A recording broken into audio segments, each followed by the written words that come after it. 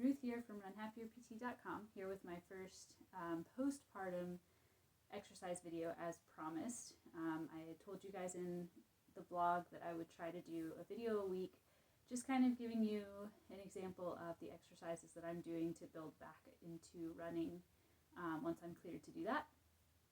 So again, these are exercises that I'm doing, so this video is really just for information only. This is what works for me. Every body is different, every pregnancy is different, every delivery is different, every healing is different. So I am not, in this video, I'm not prescribing these exercises to anyone. I'm just telling you what I am doing.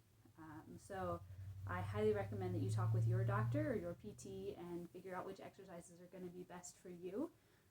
But this is just to give you a little information and insight into some of the things that are working for me. So the first 3 days, 2 in the hospital and then the first one at home, was mostly just focused on getting swelling down. So I didn't have a lot of swelling, but I did still have a fair amount and wanted to get rid of that as quickly as possible and improve circulation and just kind of get things moving.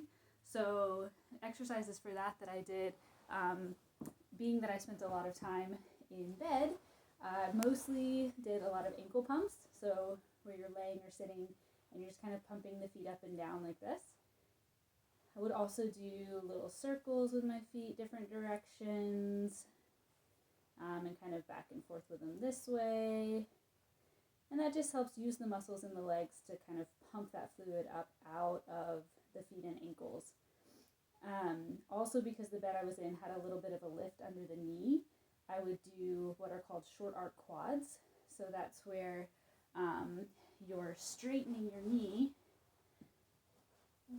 So if my knee was supported kind of here like this, and I would tense up my quad muscle and try to lift my foot up off the bed and then put it back down. And so I would just kind of alternate legs, lifting and lowering like that. And again, that's helping, one, to turn on the quad muscle, work kind of a neuromuscular connection. Those quads are super important for steadying you when you're walking. And walking felt really awkward the first couple of days, so just kind of practicing turning those muscles on was helpful for me. And then it also provides kind of a pumping action that helps get some of that fluid up and out of the legs. Other than that, in lying down, the only exercise I did the first 3 days was just work on diaphragmatic breathing, or belly breathing is sometimes called.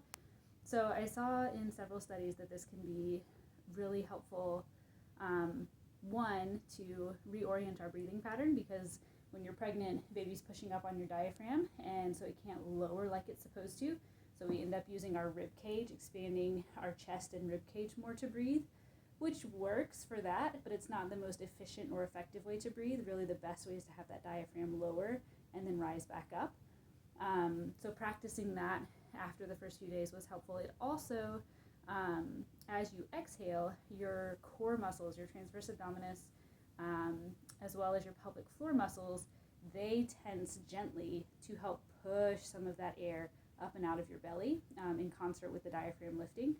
So it's a good way to just kind of practice, here again, neuromuscular connection, turning on those muscles that are so important for stability and going to be really important later when we try to return to running. So for that one,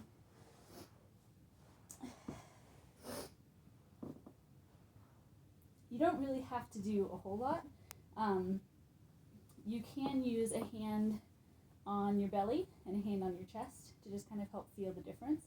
But really all you want to do is, as you inhale, you want to think about filling your belly or having your belly kind of push up, lift up. And then as you exhale, having that belly sink down.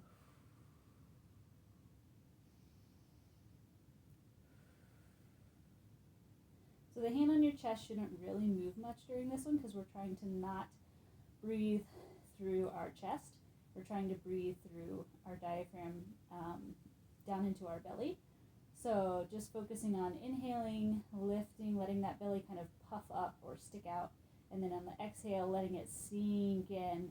And you might be able to feel your pelvic floor gently lift as you exhale as well.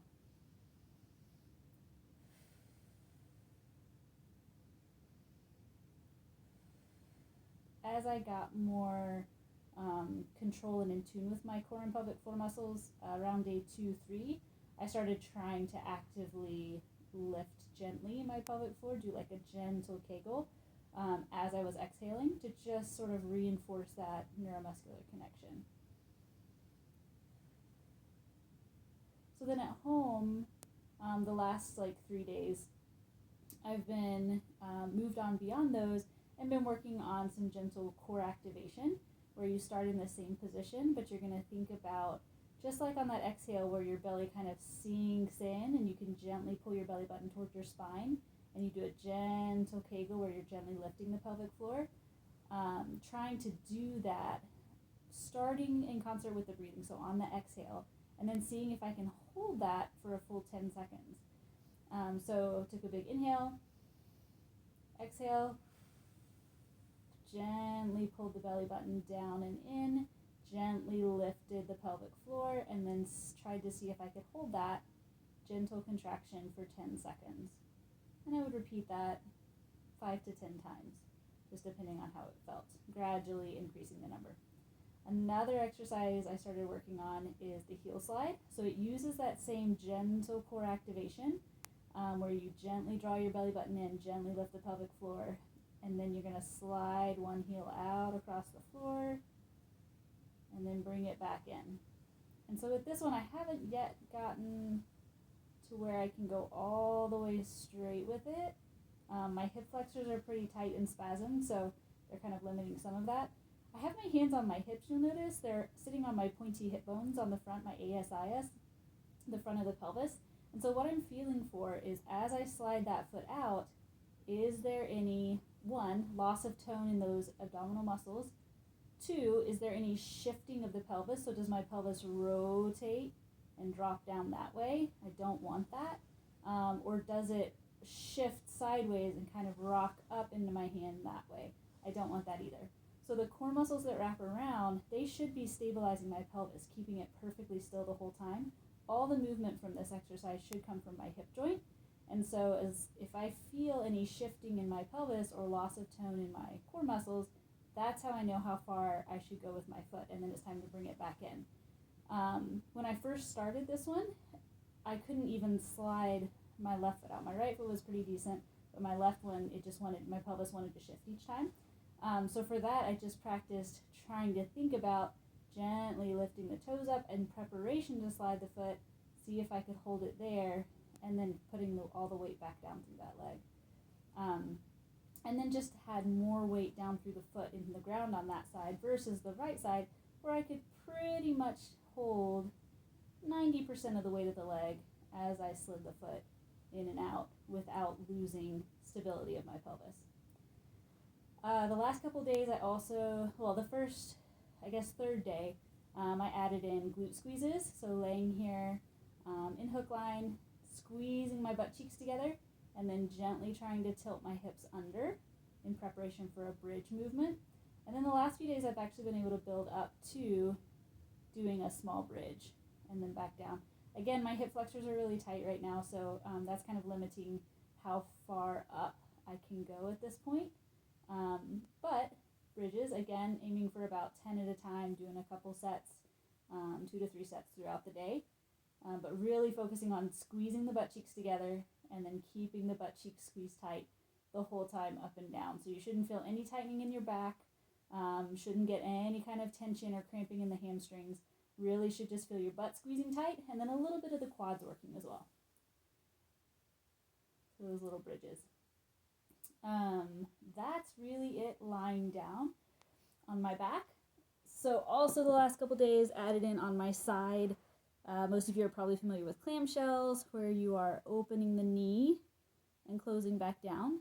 So the hip rotators are pretty closely tied in with pelvic floor muscles.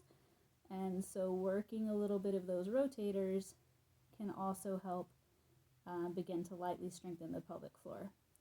And you want to make sure your hips are stacked and not rolling back through the hip, but keeping the pelvis level and just lifting that knee gently and back down. And then super important for running, that glute med muscle on the outside of your hip. So straightening that top leg out and then lifting that top leg up and slightly back. and down. Now I have one stitch in my perineum, and so one of the things they told me to avoid was like wide splitting leg movements. So, but this is a small movement, not going very far into that abduction movement. And that also helps ensure that I have proper form. A lot of times when people do these, they kind of kick to the front, roll the toe or knee up, and try to kick really high, and that works totally different muscles. So as you do this one, you really want to keep your toe and knee pointed straight ahead, and you want to lift that leg straight up and slightly back, and that will limit how high you can get it, but you'll feel the muscle kind of on the side towards the back of the hip working really hard on that one. So again, I've been doing sets of 10, 2 sets of 10 each side, trying to get to them once or twice a day. And then in standing, a couple days out from surgery or from delivery, started working on toe curls just to help with walking, and little heel toe raises. So toe curls being where you're trying to scrunch your foot up, keeping the whole foot flat on the floor, and just trying to lift kind of the arch of the foot. And again, I was doing these in standing, and that really seems to help with walking, making walking more comfortable and feeling less awkward. And then I also did and have continued to do some here at home, double leg standing heel toe raises, where you're just rocking up on your toes and then a little back on the heels to pick the toes up. And that helps, again, with pumping swelling out, and then also getting those leg muscles active and a little light strengthening, which is going to help with walking. All right, I think that's everything that I've started into this week. So yeah, look forward to talking with you guys next week and updating you on what exercises I'm still doing, which ones I've moved beyond, what I'm starting into next, and hopefully we'll continue to get stronger and get back to running soon. Thanks for watching.